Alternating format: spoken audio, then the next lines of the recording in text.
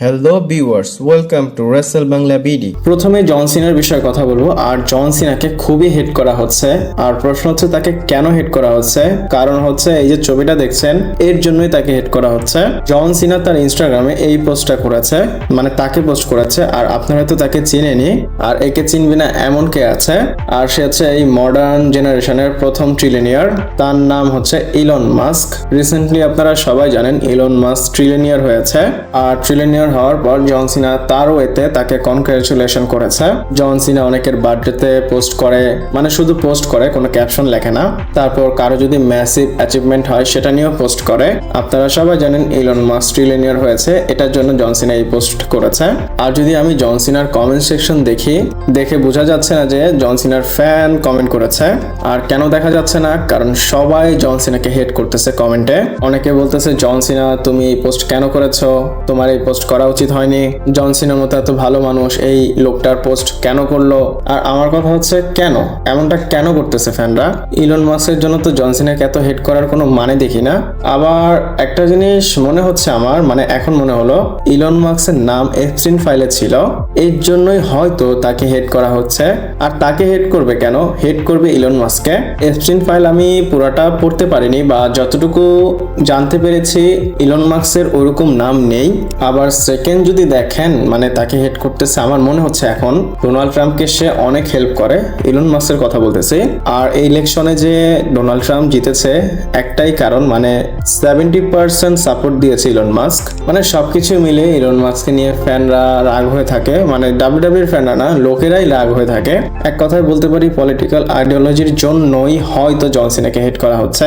আর জন সিনা post করেছে, আমরা সবাই জানি পৃথিবীর সবার ফার্স্ট ট্রিলিয়নিয়ার হয়েছে ইলন মাস্ক। জন সিনা এটা পোস্ট করতেই পারে, আহামরি খারাপ কিছু না।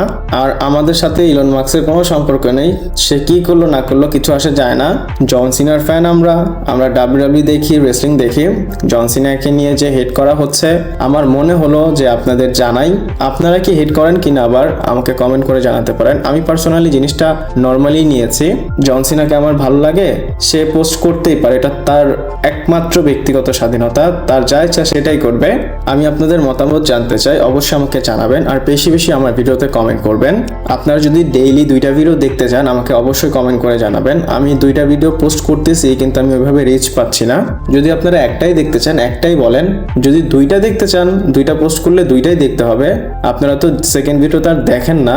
যদি আপনারা একটাই চান আমাকে কমেন্টে জানাবেন, আমি ডেইলি একটা ভিডিও পোস্ট করব। এরপর কথা বলবো সোলো সিক এবং রোমান রেইন্সের বিষয়। ডাব্লিউডাব্লিউ ডেফিনেটলি সোলো সিক এবং রোমান রেইন্সের ফিউড প্ল্যান করতেছে, এবং সামনে গিয়ে অবশ্যই এদের ম্যাচ আপনারা দেখতে পারবেন।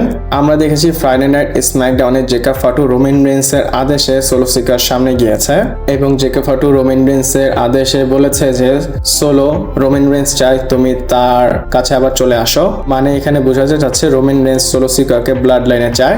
সোলো সিকা বলে যে আমি এটা করবো না।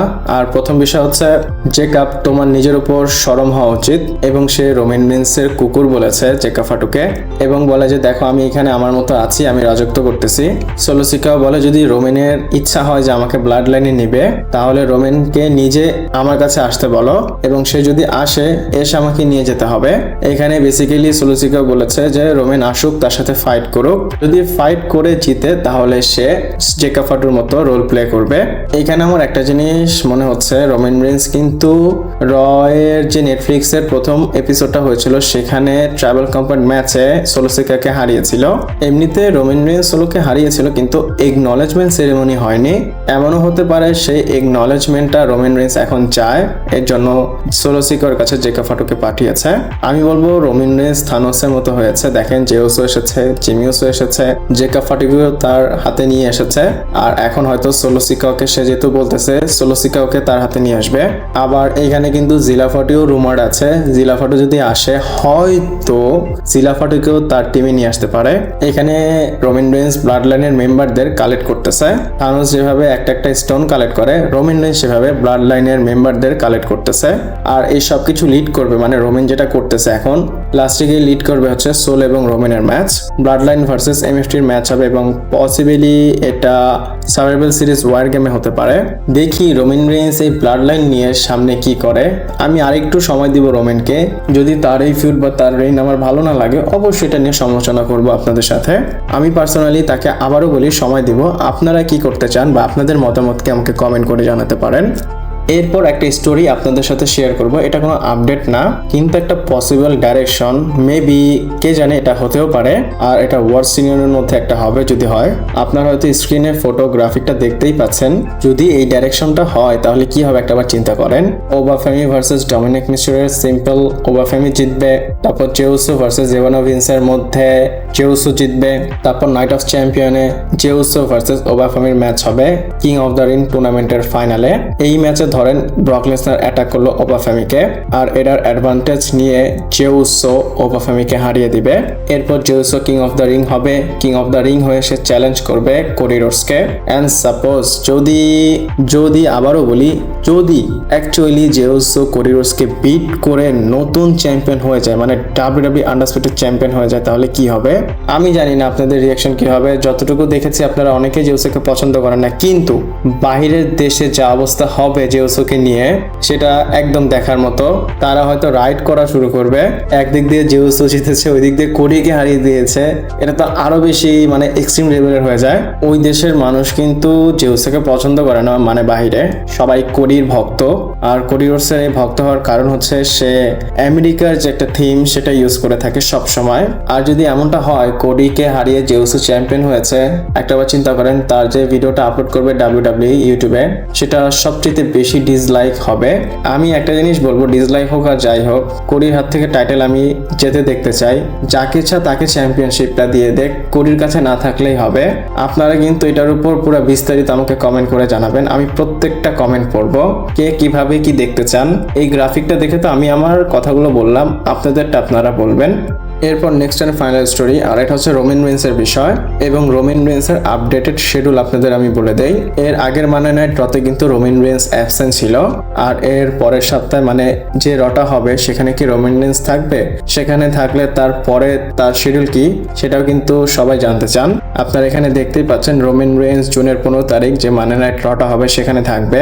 15 জুন এর পরের এপিসোড, মানে এর পরে যেটা হবে এরপরে 29 জুনের মানে নাইট রতে রোমান রেইন্স থাকবে। 29 জুনের রটার পর রোমান রেইন্স আরো একটা র মিস করবে। তারপরে জুলাইয়ের 13 তারিখের যে রটা হবে সেখানে রোমান রেইন্স আসবে। তারপরে মানে 13 জুলাইয়ের পর আরো একটা র মিস করবে। জুলাইয়ের 27 তারিখে একটা র মিস করার পর সে জুলাইয়ের 27 তারিখে আসবে। তারপরে অগস্টের 1 তারিখ এবং 2 তারিখ সামারস্ল্যামে সে আসবে। 15 জুনের র হবে 15 জুনে, সেখানে আসবে। তারপরে একটা গ্যাপ, তারপরে রতে আসবে, তারপরে আবার গ্যাপ, তারপরে রতে আসবে, তারপরে আবার গ্যাপ দিয়ে তারপরে রতে আসবে। 4টা রতে আসবে, 4টা গ্যাপ দিয়ে।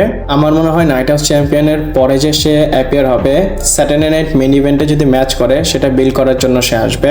আমার যতটুকু মনে হচ্ছে স্যাটারডে নাইট মেইন ইভেন্টে রোমান রেইন্স কম্পিট করবে, এর জন্য 13 জুলাই সে অ্যাপিয়ার হবে এবং 13 পর 18 তারিখে এসএনএমই সেটা প্রমোট করবে বা সেটাকে বিল করবে।